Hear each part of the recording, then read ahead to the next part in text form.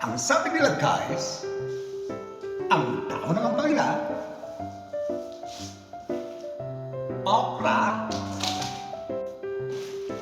ayan ang kulis, at tao ng kamote ay pagkain lang daw ng mga mahihirap. Pero dahil sa pagbabago ng panahon, kahit kami mga mayayaman ay kumakain na rin ang mga ito sa damakmak na. Kung kami mamili, sapagkat naniniwala kami na ang mga gulay ay pampahaba ng buhay.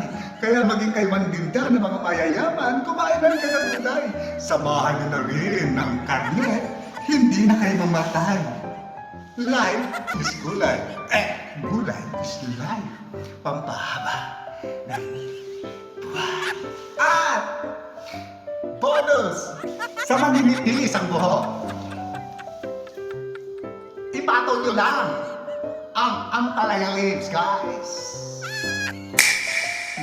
Instant, meron na kayong green hair. Oh, ano pang hinihintay nyo?